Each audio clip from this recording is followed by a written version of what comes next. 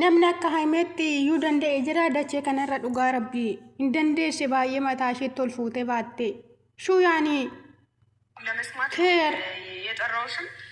ብሩኬም ይመጣል። እንደመጣሽ ብሩኬ ማለትም የማለት መብት የለሽም። ሲጀመር ገና ለገና ልጅ ወለድኩ ብለሽ እዛ የታለ ያልኩት እንጂ ለሌላ ነገር አይደለም።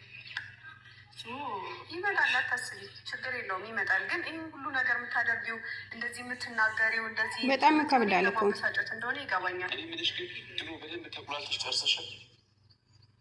ብሩኬ ሲመጣ በጣም ነው የምትቁነጠነጪው። እንደዚህ መልክ ትሰሪያለሽ ብለን ለምንድን ነው ቁርጥ ያለውን ውሳኔ ንገረኝና እኔ በቃኝ። እኔ እዚህ ጋር መቆም ራሱ አለ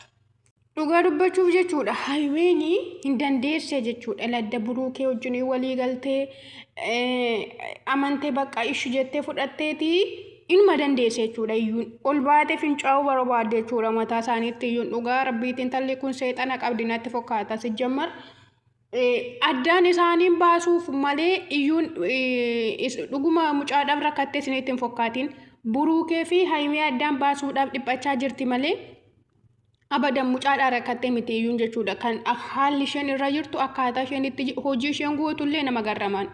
wanti isheen dubbattu hundisaayyuu nama aarsa jechuudha dhugaa rabbii ijoollee aarsite miiran taane wayii keessa gashuufi soo sijjammar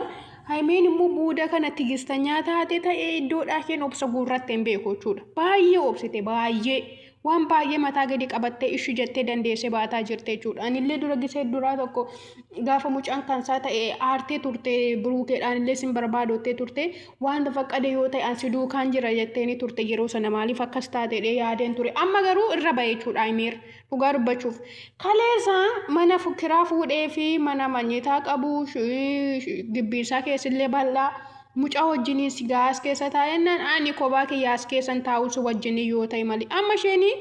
abbaani mucaan abbaa malee guddatiin jetti malee buruukee barbaadaa jirte jechuudha iyyuun sijjammar dhiira akkasii argatteetu silaa kan isheen itti maraatiin dhugaa rabbii ikkoo buruuk nama ija namaa keessaan baane dhaaban nama namni hunda hawaa ooludha waan ta'eef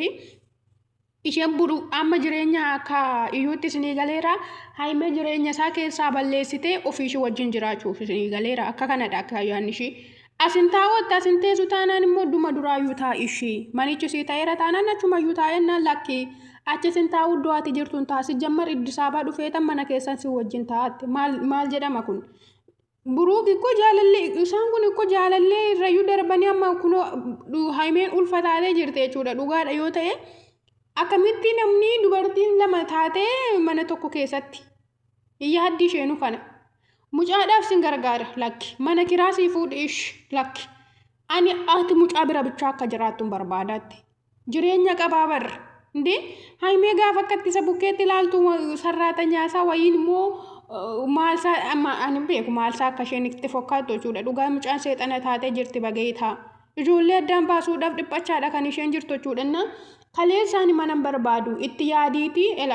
sijjammar buruukeen akka asaabeetti yaadee ishee wajjiniin jiraatu jechuudha itti yaadiiti waan irra geessinatti mi'anii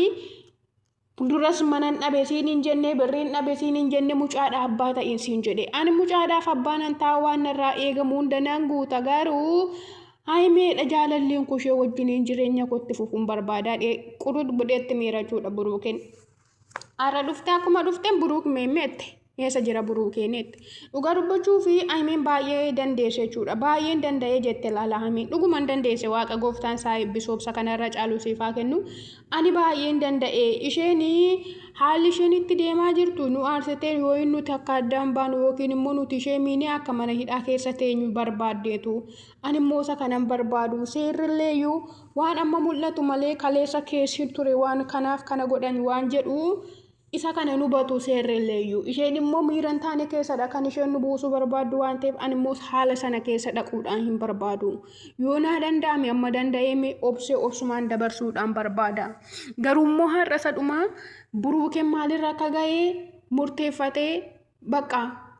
isa dhumaa isa macarrasaa murtoosa sarra ga'ee akka nutti mun barbaada jette viidiyoon achuma irratti dhaabbate jechuudha